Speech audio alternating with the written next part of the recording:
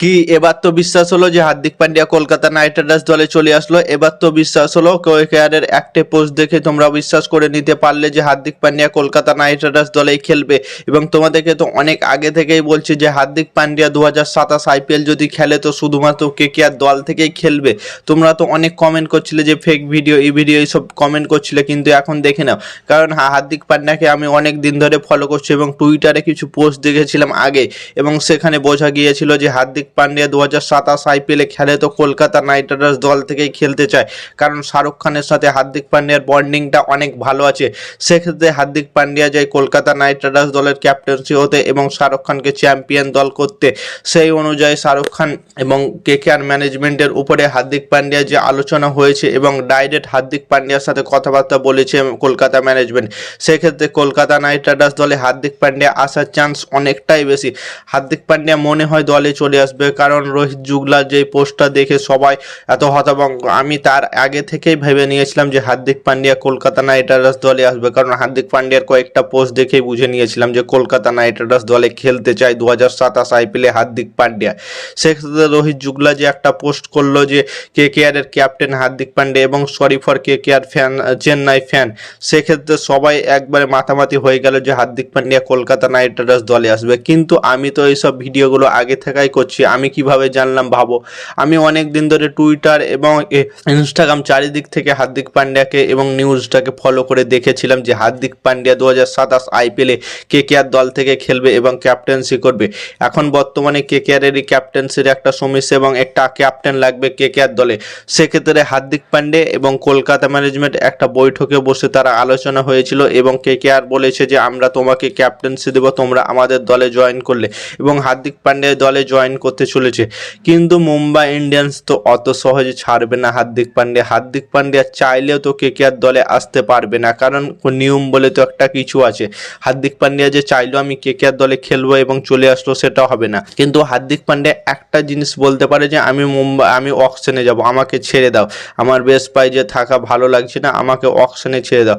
সেক্ষেত্রে Kolkata night Riders একটা মোটা পাস নিয়ে গিয়ে অকশন থেকে হার্দিক পান্ডিয়াকে কিনে আনতে পারে, অথবা ক্যাশ ডিলের পরিবর্তনে হার্দিক পান্ডিয়াকে দলের মধ্যে আনতে পারে, অথবা সুপারস্টার প্লেয়ারকে দিয়ে যদি হার্দিক পান্ডিয়াকে দলে আনে তাহলে মনে হয় না যে খুব একটা কেকেআরের সুবিধা হবে। কারণ সুপারস্টার প্লেয়ার বলতে ধরো ক্যামরন গ্রিন এবং হার্দিক পান্ডিয়ার এই দুটো প্লেয়ারের যদি ট্রেড হয় তাহলে একটা ভালো হবে। কারণ ক্যামরন গ্রিন 2027 আইপিএলে অতটা খেলবে না আইপিএল, কারণ তাদের টেস্ট আছে, ওডিআই আছে, সব কিছু আছে তাদের অস্ট্রেলিয়ার দিক থেকে। সেক্ষেত্রে অস্ট্রেলিয়ার অনেক প্লেয়ার খেলবে না, মিচেল স্টার খেলবে না, প্যাট কামিন্স, ক্যামরন গ্রিনকে তো খেলতে দেবেই না, কারণ সে বড় মাপের প্লেয়ার অস্ট্রেলিয়ার।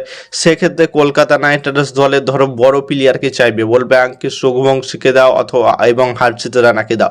এই দুটো প্লেয়ারকে যদি কলকাতা নাইট রাইডার্স দিয়ে দেয় তো কলকাতার মিডিল অর্ডারে খেলবে কে বলো? 3 নম্বর অ্যাঙ্কার ইনিংসটা খেলার মতো একটা প্লেয়ার নেই, এবং হর্ষিত রানার মতো বড় বলার। হর্ষিত রানা খুব সুন্দর এখন বল করছে এবং অলরাউন্ডার প্লেয়ার। হর্ষিত রানাকে ছেড়ে দেওয়া আমার মনে হয় বোকামি হবে হর্ষিত রানা এবং আঙ্কিশ রঘুবংশী।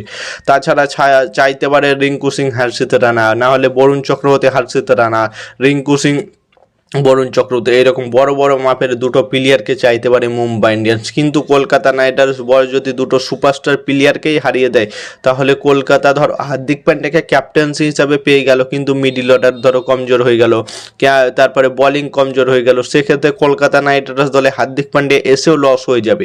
সেক্ষেত্রে কলকাতা নাইট রাইডার্স একটা জিনিস করতে পারে, ক্যাশ ডিলের পরিবর্তনেও দলে আনতে পারে। যেমন গুজরাট থেকে মুম্বাই ইন্ডিয়ান্স দলে হার্দিক পান্ডিয়াকে পুরোপুরি ক্যাশ ডিলের মাধ্যমে নিয়ে এসেছিল এবং চেক ডিলের মাধ্যমে নিয়েছিল। সেই রকম একটা ডিলের মাধ্যমে কলকাতা নাইট রাইডার্স দলে হার্দিক পান্ডিয়াকে আনতে পারে। সেই ডিলটা হলে আমি বেশি খুশি হব, কারণ কোনো সুপারস্টার প্লেয়ারকে হারাতে চায় না আমরা দল থেকে, কারণ সুপারস্টার প্রত্যেকটা প্লেয়ার। আঙ্কিশ রঘুবংশী কেমন বড় মাপের প্লেয়ার তোমরা তো সবাই জানো। সুমান গিলকে ছেড়ে যে ভুলটা করেছে কলকাতা নাইট রাইডার্স, সেই ভুলটা আমরা দুবার আবার দেখতে চাই না। কারণ আঙ্কিশ রঘুবংশীর মধ্যে এমন ট্যালেন্ট আছে, সে নেক্সট বিরাট কোহলি হওয়ার মতো ক্ষমতা রাখে আঙ্কিশ রঘুবংশী। কারণ সে এত দুর্দশ মেজাজে ক্লাসিক শট খেলে এবং ইকোনমি খুব সুন্দরভাবে খেলতে পারে আঙ্কিশ রঘুবংশী। এবং হার্ষিত রানা এখন বড় মাপের অলরাউন্ডার প্লেয়ার টাইপের হয়ে গেছে, কারণ যদি 10 বলে 25 রানও লাগে শেষে তো সে ম্যাচ জিতে ক্ষমতা রাখে এবং ফিনিশিং টাচটা দিতে পারবে হার্ষিত রানা, এবং বোলিং খুব সুন্দর করে।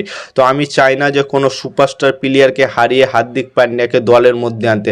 হার্দিক পান্ডিয়াকে তোমরা অকশন থেকে আনো, অকশন থেকে ক্যামরন গ্রিনকে এবং মাথিসা পাথিরানাকে এবং মুজারবানি, এই 3টে প্লেয়ারকে রিলিজ করলেই তো 52 কোটি টাকা আসবে। তোমরা হার্দিক পান্ডিয়ার পেছনে 40 কোটি টাকা অবধি খরচা করে দিলে কোনো গায়ে বাঁধবে না, কারণ তোমাদের টিমের সব থেকে সুপারস্টার প্লেয়ারগুলো দলেই থাকবে, হার্দিক পান্ডিয়াকে এক্সট্রা আনবে, সেক্ষেত্রে কলকাতা নাইট রাইডার্স দলটা অনেক মজবুত দেখাবে।